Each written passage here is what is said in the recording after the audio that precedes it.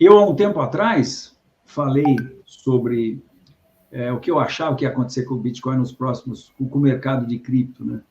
E a minha resposta foi o seguinte, cara, primeiro que você não vai mais falar de mercado de cripto, porque não vai ter mais mercado tradicional e mercado de cripto, vai ser uma coisa só. Cripto vai ser, que nem você falar o que vai acontecer com o mercado de dólar, sabe? Não muda. Então, eu acho que a gente não vai estar trocando num futuro muito próximo. E aí eu lembro da exponencialidade da tecnologia, que tem um cara que eu, de repente, conheci, que chama-se José Luiz Cordeiro, que fala sobre essa exponencialidade da tecnologia, né? Eu acho que vai ser muito rápido isso tudo, né? Sim. Então, eu acho que isso vai acontecer muito rápido e nós... Porque, pensa comigo, ó, você quer fazer uma empresa hoje, né? Uma empresa hoje é um software. Se você tiver criptomoedas, Bitcoin, principalmente, você contratar um desenvolvedor e disser para ele que você vai pagar em Bitcoin, hoje o desenvolvedor já vai dar um sorriso de orelha a orelha. Ele vai achar o máximo. Eventualmente, você vai ter que contratar indianos, russos, pagá-los em Bitcoin é o máximo. Depois que você faz a sua empresa, que é um software, geralmente, hoje em dia, né? Aí você vai ter que publicitar, você vai ter que fazer publicidade. E publicidade também é toda paga com criptomoedas, já hoje em dia, né? Eu acho que isso vai acontecer muito rápido, Bo. Provavelmente. Você acha que a gente vai chegar nos 500 mil, dentro de uns 3, 4, 5 anos? 1 milhão? Tem gente que fala que o Bitcoin vai valer infinito, porque o dólar vai valer zero, entendeu? Então, eu tenho essa preocupação. Em termos atuais, se o Bitcoin for, de fato, ser o padrão monetário mundial, ele, para cumprir com isso tudo, como eu falei, tem que valer 20, 30 tri. Sim. E para valer 20 trilhões de dólares, um Bitcoin tem que valer $1 milhão. Porque, um detalhe, você sabe que agora, em dezembro, terão sido emitidos, nós estamos completando 90% de emissão de Bitcoin. 90% de 21, põe aí, você vai ver que nós estamos chegando lá, agora em dezembro. Eu fiz as contas aí há um tempo atrás. How about that para um ativo escasso? Né? Que tal esse dado para um ativo escasso? É lindo, não tem nenhum banco central americano imprimindo trilhões e trilhões só porque quiser, né? Nossa, é fantástico isso. É fantástico. Bo, nós voltamos, ou temos condições, eu digo que é o maior empoderamento do ser humano que aconteceu, porque nós voltamos a ter condições de ter o nosso dinheiro, porque antigamente o dinheiro era nosso. Eu era seu funcionário, você pegava um saquinho de sal, punha na mesa e era você comigo e o nosso sal. Não tinha ninguém era dono do sal. Você não precisava dar para o cara dar para mim. Ou a concha, eu te dava a concha. Ou você me dava lá umas frutas lá, eu te dava um pedaço de tecido lá, ou uma pele de alguma coisa, né? Na época do escambo. Depois é que o Estado viu que dominando o dinheiro, ele dominava tudo, né? E aí, só que você dá maquininha, a chave da maquininha para político, a gente sabe o que acontece, né? Começou com os Rothschilds lá atrás, né? Me dá seu ouro, vai ficar aqui comigo, né? No meu cofre. Depois fala assim, eu te empresto 10 vezes mais que eu tenho no cofre. E aí começou, né? Nossa, a gente pode ficar rico com isso, assim, emprestando coisa que não existe para um monte de gente, eles não sabem. Aí tem uma indústria inteira em cima disso e os governos construídos em cima disso, é tudo muito corrupto, né? É ridículo esse conceito. É nojento esse conceito. Mas vamos ver o que acontece, né? Eu acho que a coisa vai ser muito rápida, muito mais rápido do que a gente... Cara, olha só, 15 anos, cara. Isso aqui tem 15 anos. 15 anos atrás, se eu te falasse que ia ter aqui dentro o que tem aqui dentro, você ia falar, esse Fausto ele deve ter tomado algum barbitúrico aí, alguma coisa. Tá tomando droga, pô. Não é? Agora, Não vai mais demorar 15 anos para a gente ter um negócio desse tamanho aqui. Mas, enfim. Bom, sabe o que eu queria te perguntar? Diga. Como é que foi a sua primeira experiência com análise técnica nas criptomoedas? Porque, na verdade, eu quero te contar que, nós somos uns felizardos, né? Porque a análise fundamental das criptomoedas, ela está sendo desenvolvida, mas ela é uma nova análise fundamental, teve que ser reinventada.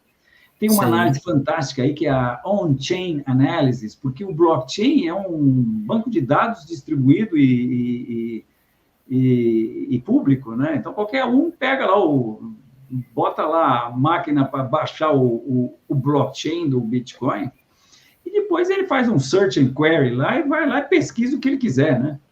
Então, isso dá para ter umas coisas interessantes aí. Mas, nós, com a nossa análise técnica, com exceção de alguns detalhes, estalei o dedo, eu estava em casa, quando entrei no mundo das criptos. Foi a mesma coisa com você? Conta para mim. Sim, foi.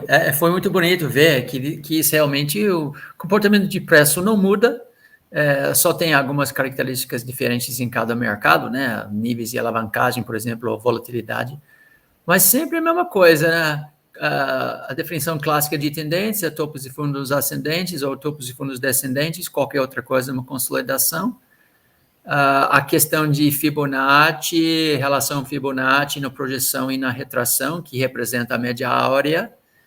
A questão de onda 3, né, porque o preço parou de subir, de repente ele virou para baixo, pode ser uma onda 3 para baixo. E com separação fiel-curva a gente consegue ver essas coisas nitidamente, então eu fui muito apaixonado por esse negócio aí. Eu tenho uma coisa chamada 3 linhas verdes, né, onde é uma tendência gigante. Cara, quando comecei a prestar atenção ano passado, né, Bitcoin saindo de 10 mil, era 3 linhas verdes em todo lugar. Então era lua, né, lua, muito lindo. Você não quer mostrar para nós? Oi? Mostra para nós aí. Você quer ver linhas verdes? Sim. Vamos. A gente tem, olha aqui, esse é um indicador que olha para 1.300 candles. E não tem muita gente que olha para o candlestick e tenta entender o que está acontecendo lá. É um fractal muito pequeno. Para mim, é ruído, né? Eu olho para 1.300 candles. E aí, quando você olha para 1.300, 305, 72 candles, esses são os fractais principais FICUB que a gente olha. E quando você pega 3 alinhados para cima, São médias, são médias exponenciais, Gô? Não, eles são assim, o que a gente chama de FIBO, mas na verdade eles são derivados de canal Donchian. Tá. Aí você pega esse aqui com 3 linhas verdes, compra e esquece. Por quê? Ele está com um fractal gigante, tudo alinhado numericamente para cima, e aí o negócio vai embora. Quando a gente rompeu aqui 11 mil Bitcoin aqui, 3 linhas verdes, tá? E aí vamos ver para onde ele foi. Depois. Continua subindo. Ainda tem 3 linhas verdes, está vendo os 3 linhas verdes alinhados para cima? Estou vendo, tudo ainda 3 linhas verdes. Aí ele vem aqui para dar uma olhada na linha vermelha, que se ele pegar a linha vermelha, ele pode cair para a segunda linha vermelha. E aí na segunda linha vermelha, cara, ele vai voltar a subir. Aí ele pega 3 linhas verdes de novo. E, enfim, esse é o tipo de coisa que eu utilizo para entender que a gente está com grandes tendências. Assim, a gente entra em criptos e olhar para coisas verdes aqui, isso quer dizer que a gente está com ativos bem fortes. Então, eu adoro 3 linhas verdes. E aí, isso funciona, né, Fausto? Você conhece o conceito de fractal? Cara, eu posso colocar 3 linhas verdes no gráfico de 1 minuto, ou de 5 minutos, ou 15, ou 1 hora, ou 6 horas, o que a gente quiser. Enquanto ele está fazendo isso, ele vai subir fortemente. Se ele começar a pegar linhas vermelhas, ele vai cair fortemente. Ele vai oscilando. É uma questão de fractal. É muito bonito. Então, eu adoro linhas verdes e vermelhas. E aí, fico escaneando, tentando achar para entrar e ir embora. Linhas verdes aqui. Todos estão assim. Olha como o Ethereum também estava com linhas verdes, começou aqui atrás, aí simplesmente pegou e foi embora. Olha a volatilidade, lindo, né? Então, muito. Coisa simples que funciona. Keep it simple, né? É isso aí. E, boa, e me conta aqui, o que é mais importante para o cara não entrar pelo cano quando ele vai se aventurar no mercado, seja ele lá do que seja? Conta para mim. Olha, o meu conselho é o seguinte: entenda que o ambiente do mercado financeiro não é o que você está acostumado. A gente nasce de ponta cabeça com o mercado financeiro. Assim, quando a gente entra no lado intuitivo, né? Estamos no sistema límbico, luta e fuga, e a gente já vai ficar macho quando está perdendo, vai ficar manso quando está ganhando, e isso é o oposto da matemática no mercado. Tem que fazer o oposto, tem que sempre ganhar bem e perder pouco. E entender, cara, que... Ganhar bem e perder pouco. Ó, estou endossando aqui pra caramba. Que significa... Tem uma frase famosa em inglês, né? Boa, eu te interrompi por causa disso. Cut your losses and let your profits run. Eu traduzi ela para, olha, limite o seu prejuízo e vê se não enche o saco do seu lucro. E se alguém falar para você que você tem que realizar lucro, você fala, nossa, cara, por que realizar lucro? Como assim realizar lucro? Você tem que realizar prejuízo. Você não, o seu stop. Porque se você achar que você vai realizar prejuízo, conta para nós, Bo, o que funciona na cabeça do cara que acha que ele vai conseguir realizar o prejuízo? Conta lá aquele processo que eu já vi você explicando, que é fantástico, essa parte psicológica. Primeiro, as pessoas entram no mercado, muitas vezes, Fausto, eles não querem entender que você tem 38 anos no mercado, eu 25 anos, 26 anos no mercado. Estamos aqui porque a gente foi prudente, né, com o nosso capital, a gente aprendeu também.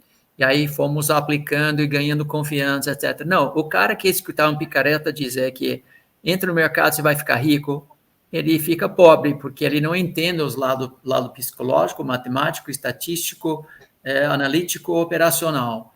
Então, cara, é excelente mercado, oferece muitas recompensas para quem está preparado.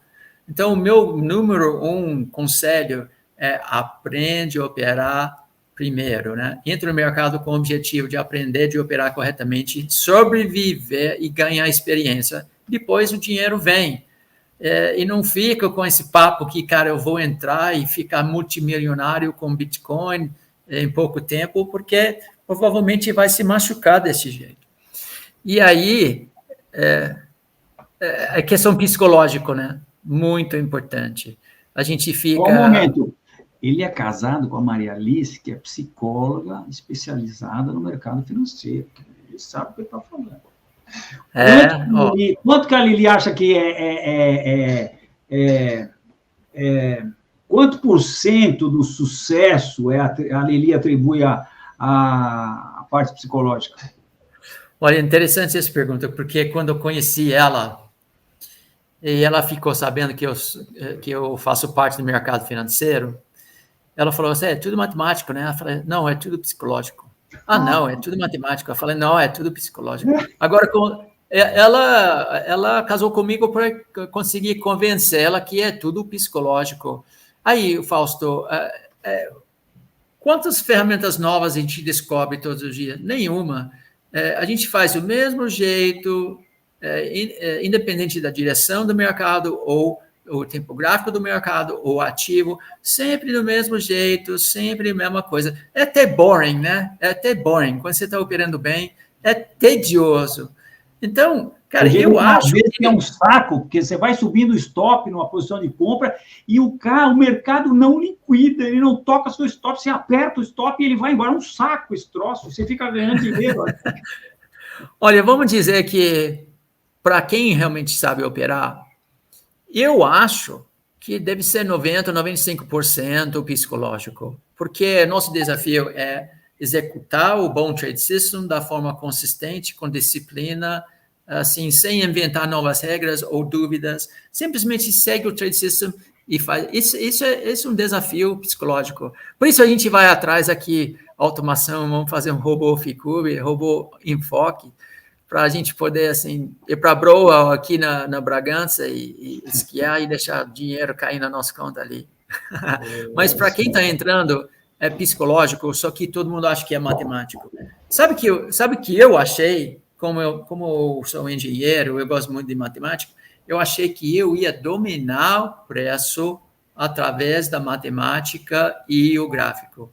Aí depois eu entendi, eu preciso dominar eu mesmo, que o preço é caótico, ninguém vai dominar ele.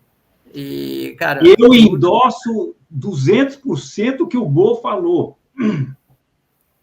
90% é psicológico. Ô, Bo, cara, sabe o que nós, analistas técnicos, com muita experiência, estamos falando? Nós estamos falando que a nossa análise técnica é 10% do processo, olha só. Olha a confissão que nós estamos fazendo aqui. 10 ou 5%. A análise técnica fundamental está dentro desses 5%.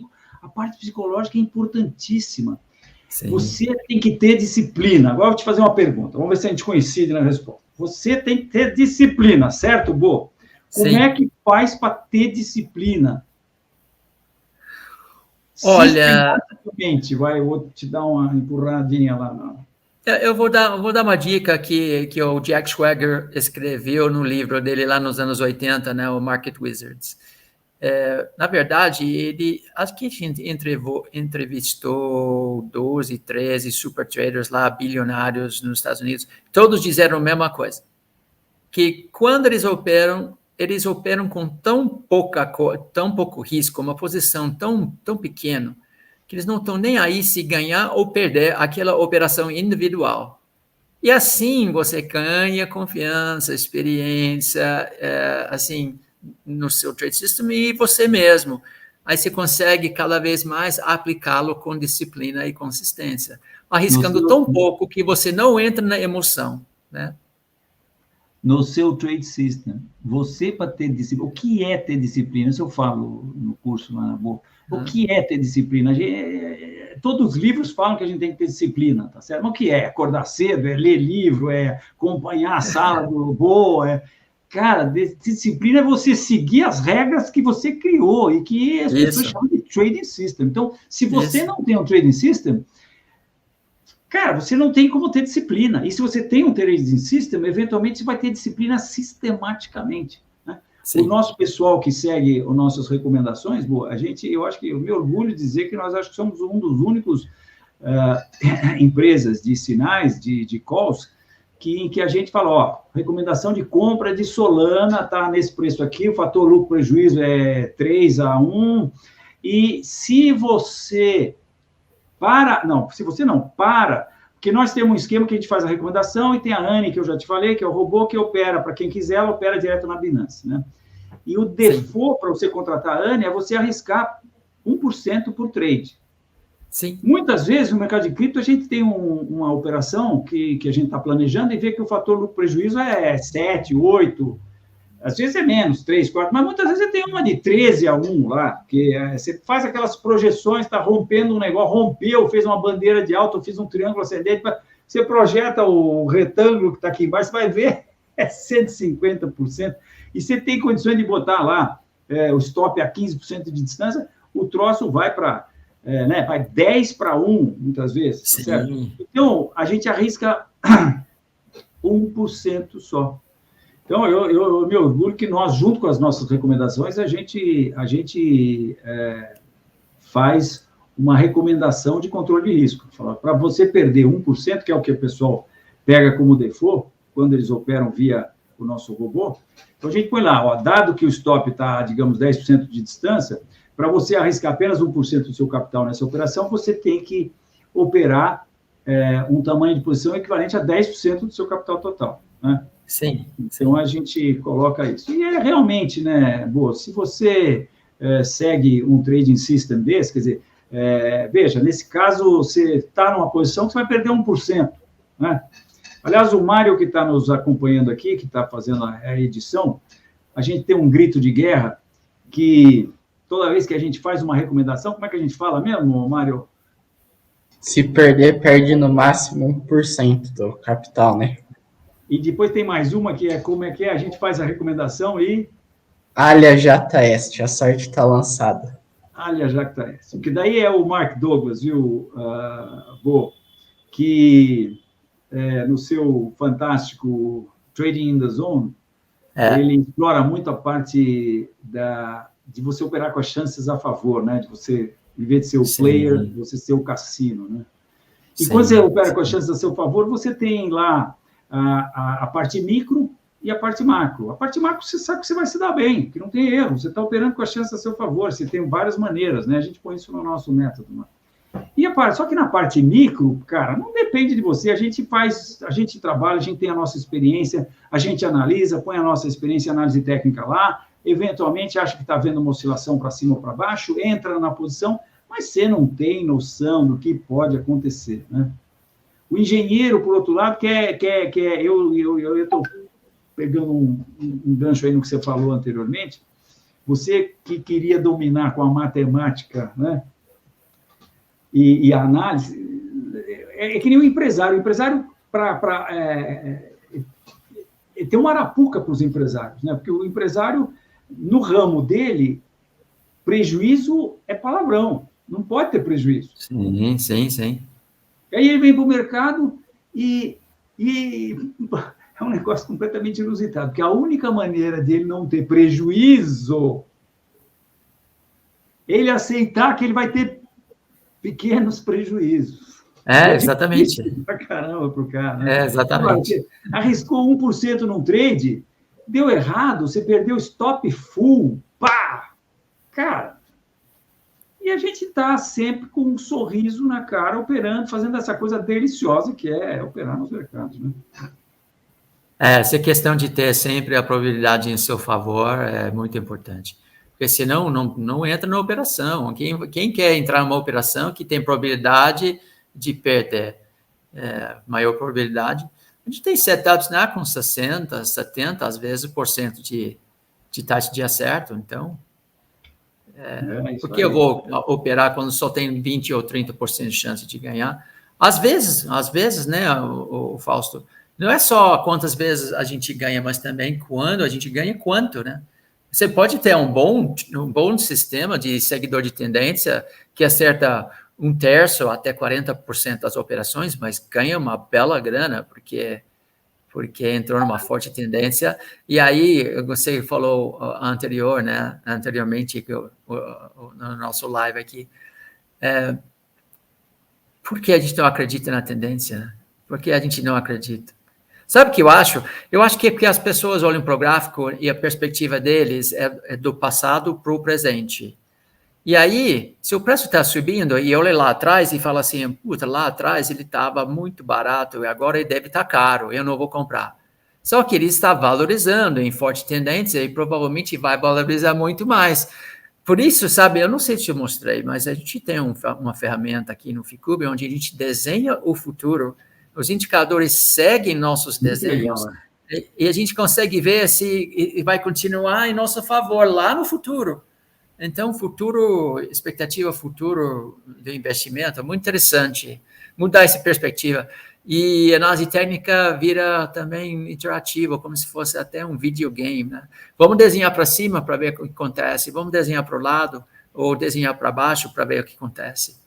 E aí ajuda bastante a gente ter confiança no futuro cenário. Acho muito interessante, muito importante. Boa, uma coisa que a gente faz também, a nossa equipe lá, que eu chamo da equipe dos Boina Verde, aliás, mandei fazer uma boina verde, fui lá para Salvador, usei a boina verde lá só para... Mas uma coisa que a gente faz, que eu acho que é importante para caramba, porque tão importante quanto você ter uma boa experiência em análise técnica para tomar as boas posições, é você saber administrar essas boas posições que você tomou, né? Porque se você apertar um pouco o stop, mais do que a volatilidade do ativo permite, você está sujeito a ser estopado e ficar com aquela cara de paisagem, né? O mercado, aí você fica achando que o mercado caiu só para pegar a sua posição, né? Isso é que ninguém diz para elas ainda que o mercado, primeiro, que não existe essa entidade, e segundo, que se existia, não está nem aí com você, né? Mas uma coisa que a gente faz todo dia é olhar a posição porque eu te falei da possibilidade de você ser estopado e o mercado continuar a subir. E a outra possibilidade é o mercado te dar indicações. Eu acho que a gente tem que... a dica seria a seguinte, você tem que continuar a ser analista técnico e analisar a posição que você está dentro. Porque, eventualmente, como analista técnico, o mercado pode, por exemplo, chegar num nível de resistência importante, romper esse nível e desromper, está fazendo um bull trap. Pô, que diabo, o que você está fazendo comprado numa posição dessas, tá certo? E essas posições, a gente que tem a gente que tem aí familiaridade com as indicações de reversão de candlestick, e principalmente com os contextos onde elas aparecem, né? Elas podem estar aparecendo a qualquer momento aí, né? Então, eu falo para o nosso pessoal o seguinte, olha, todo dia, a uma certa hora específica, e a certa hora é a hora de se olhar isso, porque como a gente está no swing trading, a gente opera no gráfico diário, né? Baseado no gráfico diário, depois a gente usa o gráfico de uma hora para administrar a posição. Então, eu digo que a gente tem que pegar o gráfico diário todo dia, e a melhor hora é um pouco antes do fechamento, quando a barra do diário, né? E no caso das criptos, você, logicamente, sabe que é às 9 horas da noite, que é o TC, nós estamos o TC-3, né? Então, a barra do Bitcoin, para efeito a barra do diário, fecha às nossas 9 horas da noite. Então, um pouquinho antes, a gente dá uma espiada naquela barra e vê... sabe, narina esquerda ali, vai dar uma cheirada naquela barra. E aí nós queremos essa posição, você tem que olhar para aquela posição e você tem que falar, pô, eu quero estar comprado nesse troço. E muitas vezes você fala, Deus me livre e guarde, eu não quero estar comprado nesse troço, mas às vezes passa batido e você está. São umas dicasinhas que a gente vai ter. Sabe uma coisa, o que você acha desse ideia? Porque eu não consigo me acostumar que a valorização de um criptoativo é contado nos 24 horas anteriores, em vez de como fechou o candle diário em relação do candle anterior. Às vezes eu olho para o gráfico e falo assim, mas espera aí, ele não subiu 24%. Aí, porque eles estão olhando para os preços lá atrás, é diferente do que nosso candlestick, né? Pô, você tem que entender uma coisa, olha, o mercado, essa nova classe de ativos, surgiu no meio de TI. TI não é trader, é TI. Você vai na TI de uma corretora, você conhece muitas corretoras, você vai na TI de uma corretora, cara, o negócio com todo respeito, né? Eles são os caras que fazem tudo acontecer. Mas os caras não têm a experiência de trader que nós temos. Então, muitas coisas... Por exemplo, quando eu entrei lá em 2017, quando eu entrei no mundo, a primeira coisa que eu fiz foi atrás de pegar as cotações do Bitcoin. E eu peguei e juntei cotações para chegar até 2010, quando começa o nosso Bitcoin hoje, eu juntei cotações de várias corretoras. E o primeiro gráfico que eu fiz, eu falei, pô, mas isso aqui tá diferente dos gráficos que eu via por aí nos websites e tal. Aí... caramba, era tudo a escala aritmética. Agora, você põe um negócio que sobe 50.000% ou 40.000% numa escala aritmética, o resto, antes da subida, fica chapado lá embaixo. Depois você tem um espeto para cima. Você não tem condições de analisar, né? Então, isso é uma coisa. E várias outras coisas que foram... Uma delas é essa, das 24 horas. Quer dizer, o pessoal... Porque, veja bem, quem tem essa noção somos nós que acompanhamos um candle, né? Eu tenho um negócio no meu currículo, que é o fato de ter ligado para a Bovespa e falado, olha, será que dá para... Eu não sei se foi Bovespa ou BMF, acho que foi BMF. Eu falo, olha, é o seguinte, tem gráfico, sabe? E agora tem gráfico tem gráfico de candlestick, que é um negócio novo. Então, eu acho que seria muito legal se vocês publicassem o preço da abertura dos ativos. Eles não publicavam. Bom, lá atrás, em 1980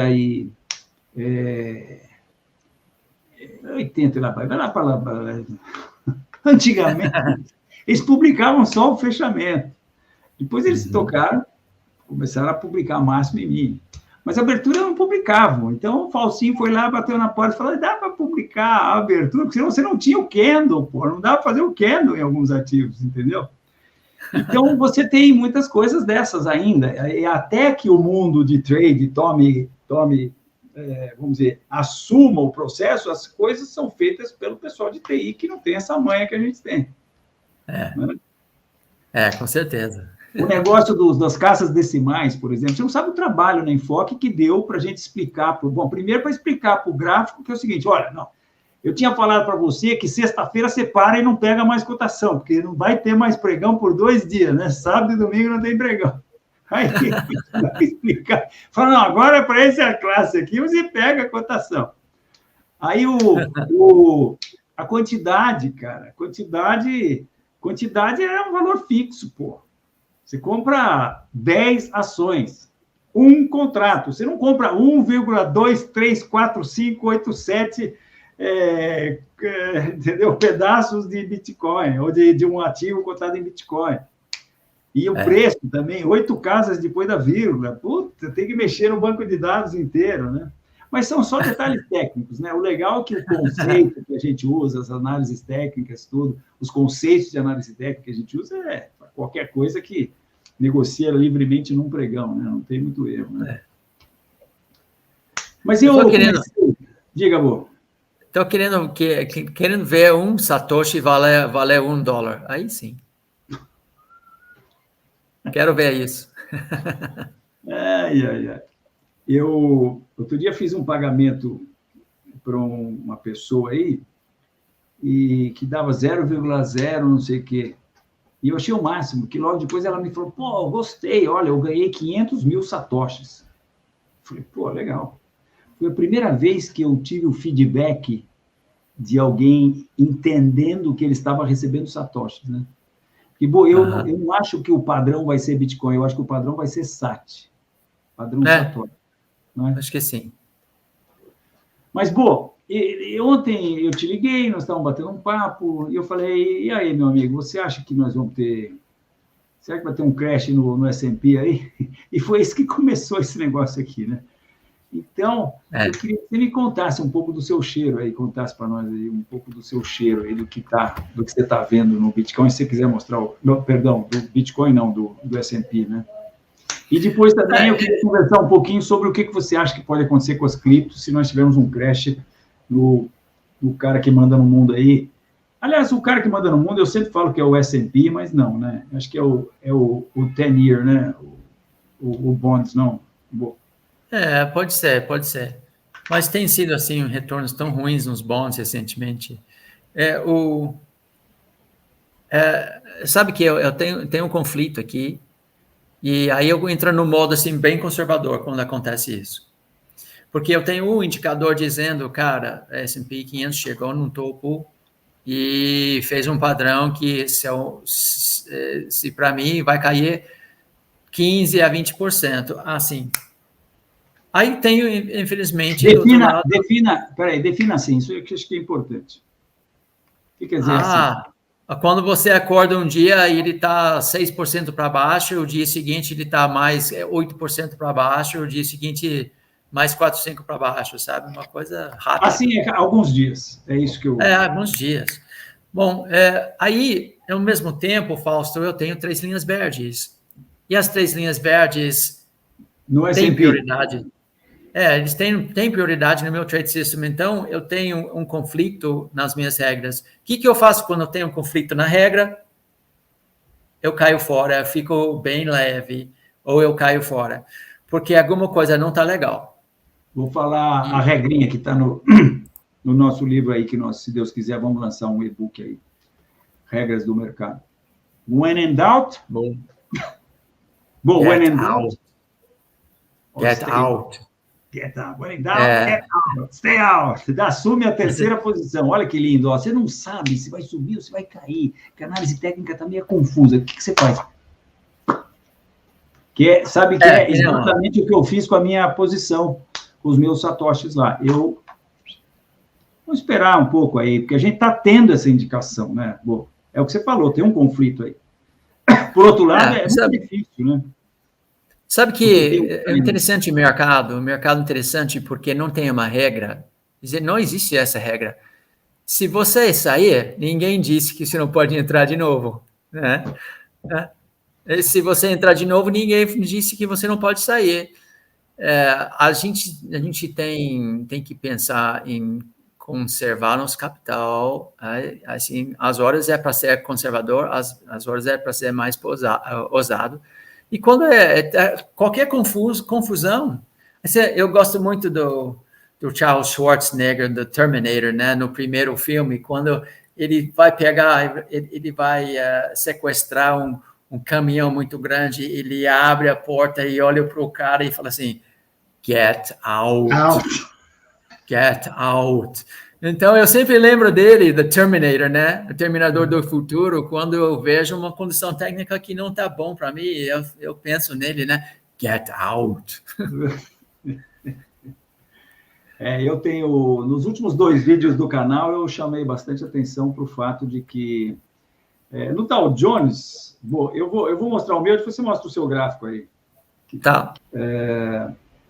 Aqui no Dow Jones, primeiro, você só olhar para isso aqui já dá um pouco de arrepio, né? Porque você vê que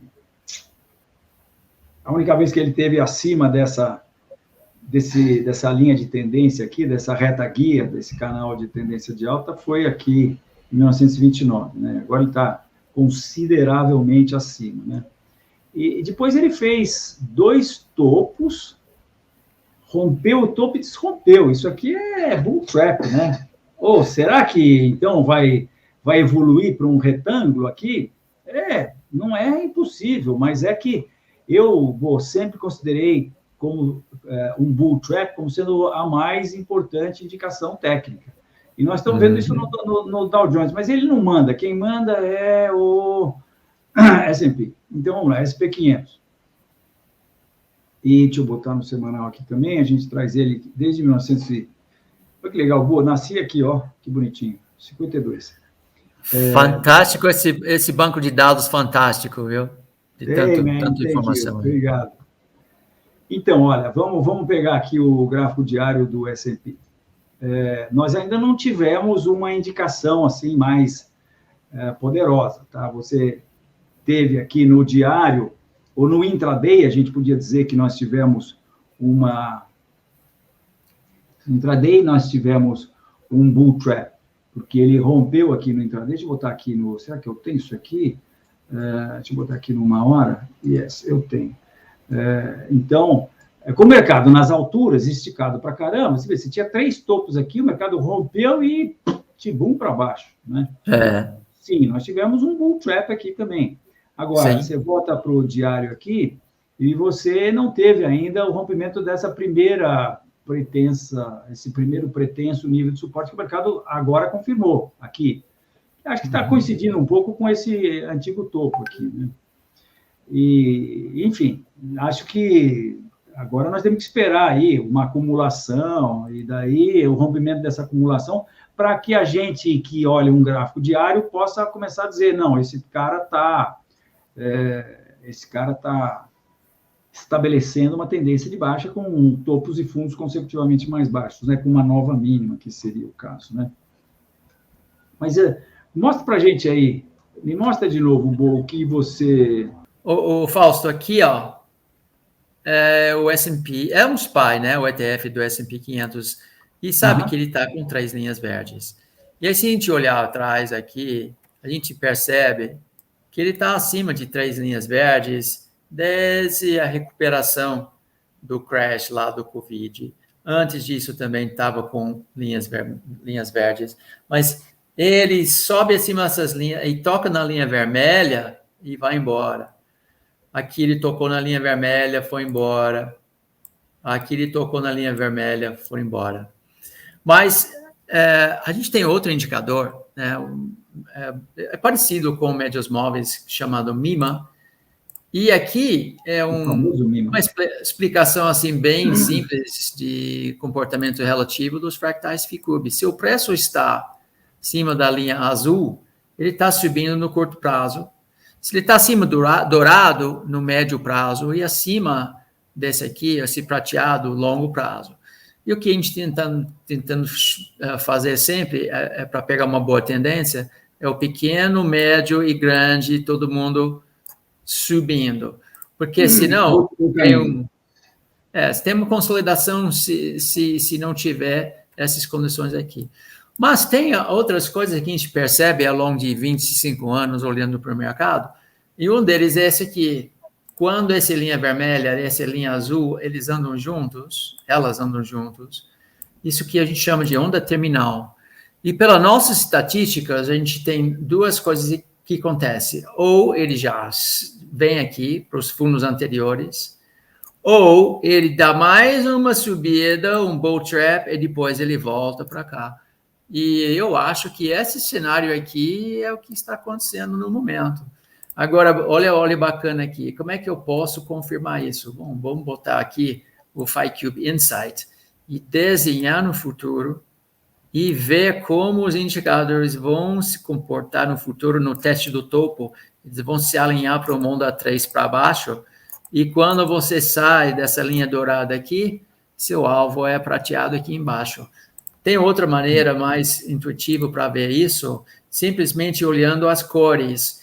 Quando eu saio aqui com duas linhas laranjas, eu tenho dois alvos, primeiro, segundo. Normalmente, quando o primeiro alvo é distante, ele tem uma reação lá. Então, ele poderia voltar um pouco para testar o topo. Chegando aqui, porém, olha esse conceito aqui, Fausto. Aqui a gente começou a cair com resistência 34. Opa, perdão. Resistência 34 aqui. Depois eu ganhei resistência 72, não tenho mais resistência. Agora eu estou ganhando no futuro aqui resistência 144, mais resistência ainda. Então, quando a gente tem cada vez mais resistência, que a gente chama de combustível de tendência de baixa. E olha agora, eu tenho duas linhas douradas, eu tenho dois alvos. Aí o primeiro alvo está nos 400. Se ele cair abaixo desse primeiro alvo, ele abre a porta para chegar no segundo alvo, que eu acho não muito provável no momento. Mas eu acho muito provável a gente ter muita dificuldade de passar esse topo anterior ali. Então, outra coisa que eu te mostrei, que eu queria mostrar para todo mundo aqui, eu vou nas mimas aqui. Nós estamos falando do ETF do S&P, né? Isso, os spiders, né? Eu vou nesse modelo aqui, que é mais simples de entender. Qual foi a última vez que eu vi uma resistência laranja, né? Lá atrás. Bem lá atrás. Aqui. Aqui foi suporte. Aqui foi resistência. Então, cara, faz 1 ano e meio que eu não vejo essa resistência aqui. E aí a gente está com essa questão de ondas terminais nessa fase aqui. Então, eu sou obrigado, baseado em estatística, de desenhar algo parecido com isso. Agora, a gente está falando de sair de 460 para 420, é 10%, mas pode virar 15%, 20%, dependendo, né? Eu não gosto nada dessa condição técnica aqui e muito menos ainda essa subida que ele fez em onda terminal. Então, para mim, eu não vou... Aliás, eu não tenho posição. Essa subida, eu vejo o mercado se arrastando aí, que para mim indica perda de força da tendência de força. Ele está perdendo muito força. Ele dá uma arrastada assim para cima, né? Agora, Bo, deixa eu te perguntar uma coisa. Quando você fala get out, especifica isso. O que você acha que as pessoas que têm ações... E depois eu queria te perguntar qual é a tua ideia do que você acha que pode acontecer. Eu sou um pouco mais radical que você, porque eu acho que se cai 15%, você joga a bola de neve para rolar a montanha abaixo. Você começa a tornar um monte de coisas. Por quê? Porque eu vejo o gráfico do Dow Jones, que eu tenho desde 1913, e eu vejo que o cara está lá esticado, lá em cima, né? Eu vejo aí a possibilidade de você começar com aquele processo de os fundos têm que vender porque os caras estão sacando cotas dos fundos, os Jorge Soros da vida, que estão, com certeza, com os trabucos, seus devidos trabucos engatilhados para entrar nesse short, né? O Big Short lá, por exemplo, que está falando aí de novo que vem, esse cara deve estar com o trabuco engatilhadinho. Se é que ele já não está posicionado até a orelha lá, com posições alavancadas de venda, né? Então, eu acho que isso é capaz de detonar um negócio um pouco mais sério, tá? Então, bem, eu queria saber a sua opinião, depois eu vou te dizer o que eu andei falando no canal. O que é cair fora? O que o cara tem que fazer? Tem que liquidar seu portfólio e ir para renda fixa? Olha, eu não tenho nada na renda fixa. A gente sabe, a gente não, como a gente é trader, a gente não faz isso. Então é difícil eu dar um conselho do que fazer cair fora. Quando caio fora, entro em cash. Se o mercado cair, o meu cash está valorizando. Então a gente pode aventurar para fazer algumas operações de hedge nas opções, etc. Ou até vender os futuros. Mas, por pessoa comum, eu não sei, Fausto, eu acho que se o mercado vai cair, eu estou em dinheiro, e ele está caindo, assim, o meu poder executivo, financeiro está crescendo cada vez mais, então... Porque na hora da crise, quem tem cash é rei, né? Então, mas se você tem dinheiro, você está pressupondo que a pessoa liquidou a posição, né? Bom, eu tenho falado o seguinte, olha... Porque, sabe, a gente tem duas classes, né? Você tem o buy and hold e tem o trader. Então, acho que duas classes bem distintas, né? Então, eu tenho aconselhado ao buy and hold que, pense eventualmente, como o mercado está lá em cima, quem sabe ele muda de time aí temporariamente, e bota um stop lá, porque conta para nós o que acontece depois que o mercado caiu 10%. Quem liquida com 10% de queda? Boa. Quem liquida? Eu vou deixar você responder, porque eu já estou fora antes disso, né? Ninguém liquida. O cara, quando cai 10%, ele não liquida nunca mais na vida. Virou investimento. Investimento, isso aqui é para os meus filhos, porque o subconsciente dele não deixa. Eu achei que você ia talvez entrar aí nessa. O subconsciente não deixa, porque dói. Vai dar uma dor, né? Então, o subconsciente faz todo o processo para ele não ter dor, pô. Então, ele faz o cara puxar só as gavetas de notícia autista, ele vai ligar para o amigo que ele sabe que é autista, entendeu? Vai ligar para a bolsa que ele sabe que é autista, vai ligar para o jornalista que ele sabe que é autista. E daí, de repente, o mercado, quando dá a primeira reação da tendência de baixa, ele se enche de esperança e tudo mais, fala, ele está tá vendo? Só que daí, por uma semana, e bum, faz novo fundo. Aí o cara fala assim, tudo bem, aquele topo lá, o topão mesmo, não, mas quem sabe esse outro topinho aqui mais baixo, eu vou esperar para chegar lá e eu caio fora, pô. E não chega, né? Porque o mercado vai fazendo a escadinha para baixo. Então, ele entra... Isso aqui é o perigo, né? Então, eu tenho falado para as pessoas pensarem em usar essa tecnologia aí chamada ordem de stop, né? Que a gente não que nem hoje você está num carro, nós traders, com experiência, você está num carro a 120 por hora, para não infringir nenhuma lei. Você está a 120 por hora num carro, se você não tem o cinto de segurança, você tem um débil mental, né? Você não gosta de você, né? Tá certo? O stop é importantíssimo, realmente. Excelente técnica. Então, gente, Fausto, acho que terminamos agora o segundo episódio, né? Ainda tem mais um, terceiro. Foi um grande prazer, cara. Muito obrigado. Prazer todo meu. Te vejo na próxima. Tchau. Tá bom.